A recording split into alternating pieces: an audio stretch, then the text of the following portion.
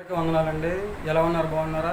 ఈ దినాన్న దేవుని యొక్క వాక్య ప్రకారం మనం చూసుకున్నట్లయితే మొట్టమొదటగా ఎవరైతే దేవునితో స్నేహం చేయాలని ఆశ ఆలోచన కలిగి ఉన్నారో, లేదా ఎవరైతే దేవుని ప్రేమించి ఆయన మాట ప్రకారం నడుచుకోవాలని ఆశ ఆలోచన కలిగి ఉన్నారో వారందరినీ కూడా ఆస్తికర్తలుగా చేసి వారి నిధులను నింపుతానని చెప్పేసి దేవుడు తన పరిశుద్ధ లేఖనం ద్వారా చదివిస్తూ ఉన్నాడండి. సామెతల గ్రంథంలో 8వ అధ్యాయంలో 21వ వచనంలో మనం ఈ మాటలు చూస్తూ ఉంటాం అనమాట. రెండో విధంగా మనం చూసుకున్నట్లయితే 2వ దినవృత్తాంతం రాసిన గ్రంథము 16వ అధ్యాయం 9వ వచనంలో దేవుడు మాట చెప్తున్నాడు. యథార్థవంతుని బలపరచడానికి ఆయన కొన్ని దృష్టి లోకమంతటా సంచరిస్తుందని చెప్పేసి దేవుడు తన పరిశుద్ధ లేఖనం ద్వారా చదివిస్తున్నాడు అనమాట అండి. దేవుడి ఇచ్చిన మహాఉత్సవం బట్టి దేవుడితో మనం సహవాసం చేయాలన్నా నివాసం చేయాలన్నా యథార్థతను కలిగి జీవించాలి, యథార్థంగా మాట్లాడాలి, యథార్థంగా ప్రవర్తించే యోగ్యతను మనము సంపాదించే స్థితిని మనము కలిగి ఉండాలండి. మూడవదిగా మత్తయి సువార్తలో 5వ అధ్యాయం దేవుడు చెప్తున్నాడండి, హృదయ శుద్ధి గల వారు ధన్యులు, వారు దేవుని చూస్తారని చెప్తున్నాడు. మన హృదయం శుద్ధిగా చేసుకోవాలండి. మన హృదయంలో చెడుతనను కడిగి వేసుకుని చక్కగా జీవించినట్లయితే దేవునితో సహవాసం చేయగల సహజ లక్షణం మనము కలిగి ఉంటాం అన్నమాట అండి. అదేవిధంగా మనం చూసుకున్నట్లయితే మీకా గ్రంథంలో 6వ అధ్యాయంలో మనం చూసుకున్నట్లయితే 8వ వచనంలో మనం చూసుకున్నట్లయితే న్యాయంగా నడుచుకోమని చెప్తున్నాడు అండి. అదేవిధంగా మనం చూసుకున్నట్లయితే ప్రేమను కలిగి ఉండమంటున్నాడు, కనికరం కలిగి ఉండమంటున్నాడు, అలాగే దీన మనస్సు కలిగి జీవించమని చెప్పేసి చెప్తున్నాడు అనమాట అండి. ఇతర ఎడలు మనము దీన మనసు అనేది కలిగి ఉండాలి, ప్రేమ కలిగి ఉండాలి, ఈ విధంగా న్యాయంగా నడుచుకోవాలన్నమాట అండి. ఇదే దేవుడు కోరుకుంటూ ఉన్నాడు కనుక ఇలా ఎవరైతే జీవిస్తూ ఉంటారో వాళ్ళందరూ కూడా దేవునితో నివాసం చేయడానికి దేవుడు కృప చూపుతూ ఉంటాడు అనమాట అండి.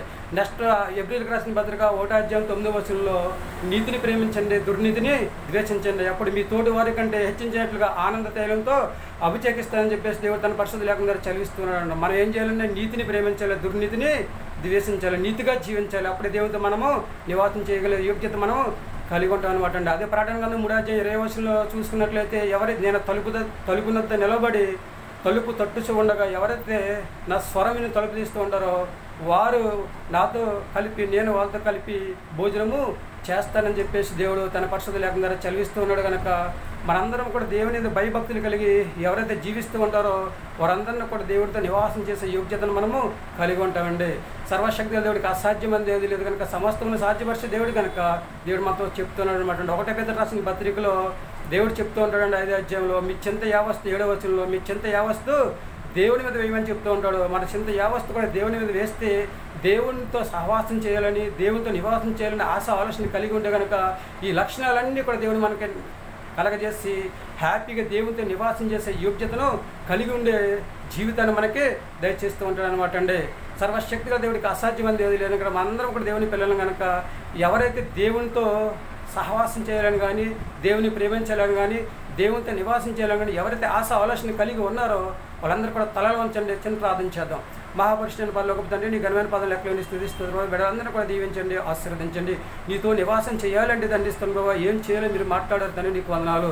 బిడ్డలందరూ కూడా తండ్రిస్తుంది బాబా, నీతో నివాసం చేయాలని కానీ, నీతో సహవాసం చేయాలని కానీ, నేను ప్రేమించాలని కానీ తండ్రి ఆశ ఆలోచన కలిగి ఉన్నట్లయితే ప్రభావ ఈ లక్షణాలను కలిగి జీవించే యోగ్యతను ప్రభావ దయచేయని ప్రార్థిస్తున్నాం ప్రభావ. వివాహం కోసం ఎదురు చూస్తున్న వారిని, వ్యాపారం చేస్తున్న వారిని, ఉద్యోగాలు చేస్తున్న వారిని తండ్రి ప్రభావ, చేతివృత్తులు చేస్తున్న వారిని తండ్రిస్తున్న ప్రభావ, సంతానం లేని వారిని తండ్రి ప్రభావ, గర్భిణీ స్త్రీలను బాలింత్రాలను తండ్రిస్తున్న ప్రభావ, శ్రమలో ఉన్నవారిని, శోధనలో ఉన్నవారిని తండ్రిస్తున్న ప్రభావ, అలాగే తండ్రిస్తున్న ఇంకా తండ్రి సర్వసృష్టిలో ఎంతమంది అయితే ఇబ్బందులు ఉన్నారో తండ్రి వారందరినీ జ్ఞాపకం చేసుకుని ప్రతి ఒక్కరు ప్రభావ నీతో సహవాసం చేసుకుని యోగ్యతను దయచేసి అందరిని దీవించండి, అందరిని ఆశీర్వదించండి, అందరిని అభివృద్ధి చేయండి, అందరికీ మంచి ఆరోగ్యం దయచండి. సర్వసృష్టిలో ఎవరికి ఏ సహాయం అయితే కావాలో ఆ సహాయం చేసిన దండిస్తుండవా, అందరినీ ఎడల ప్రేమ కలిగి దండిస్తుండగా, విశ్వాసంతో, నమ్మకంతో, పట్టుదలతో, ఓర్పు కలిగి తండ్రి ప్రార్థన చేసుకుని నీతో నివాసం చేసే యోగ్యత ప్రతి బిడ్డకని దయచేయమని మా ప్రార్థన ఆలకించండి. మా ప్రార్థన తగిన ప్రతిఫలం దయచేయమని మా కొరకు తరగని యేసుక్రీస్తు ప్రేసమైన నామములో వేడుకొంచున్నాం తండ్రి, ఆమేన్.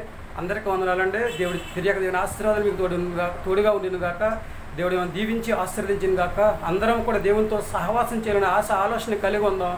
అందరూ కూడా దేవునితో సహవాసం చేయాలన్నా, నివాసం చేయాలని ఈ లక్షణాలన్నీ కలిగి ఉండి హ్యాపీగా విశ్వాసంతో ప్రార్థన చేసుకుంటే, దేవునికి నమ్మకంగా జీవిస్తే దేవుడు మనందరినీ కూడా ఆయనతో నివాసం చేసే యోగ్యతను కలగజేసి భూమి మీద మంచి ఆరోగ్యం దయచేసి ఆయన రాజ్య వారసుగా జీవించే యోగ్యతను సంపాదించుకునే స్థితిని దేవుడు మనందరికీ దయచేస్తుండే అనమాట అండి. ఏమంటారండి sisters and brothers, mothers and fathers, ఎవరైనా అందరూ కూడా ఒకసారి ఆలోచన చేయండి. ఏది మంచిది?